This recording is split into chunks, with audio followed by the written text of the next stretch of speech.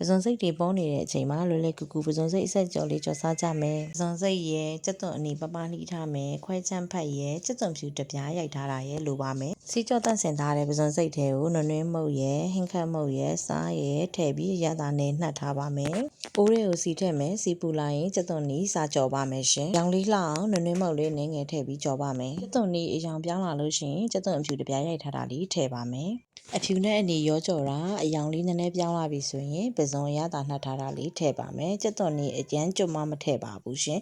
မီးအေးအေးနဲ့စိတ်ရှည်ရှည်လေးပဇွန်ကျွတ်လာအောင်ကြော်ပေးပါဒီချိန်မှာကြက်သွန်နီပါကျွတ်လာပါလိမ့်မယ်ပဇွန်လေးနည်းနည်းကျွတ်လာတဲ့အချိန်မှာခွဲချမ်းထည့်ပါမယ်။အိုးပြီးကိုကတ်လိုက်ပြီးတော့စီထဲမှာခွဲချမ်းဘက်ကိုထည့်ကြော်ပေးပါ။ခွဲချမ်းထည့်ကြော်တဲ့အချိန်မှာမီးကိုလျှော့ထားပေးပါ။ခွဲချမ်းရပြီဆိုလို့ရှိရင်ပဇွန်နဲ့ကြက်သွန်နီနဲ့ကြော်ထားတဲ့ဟာနဲ့ရုံးမှွေပေးပါ။ဒီအချိန်မှာစားအပေါ့ငံမြည်ပြီးတော့လိုအပ်ရင်ထပ်ဖြည့်နိုင်ပါတယ်။စီထဲမှာလှိမ့်နေအောင်ကြော်ပေးလိုက်လို့ရှိရင်ရတာကောင်းပြီးထမင်းမိန်နဲ့ဟင်းတစ်ခွက်ရသွားပါပြီ။အရင်ကြွအောင်မကြော်ပဲခက်ဆူဆူလေးအနေထားမှာအိုးရချပါမယ်အားလုံးပဲလိုက်လုပ်စားကြည့်နော်နောက် vlog လေးဒီမှာပြန်ဆုံပါမယ်ရှင်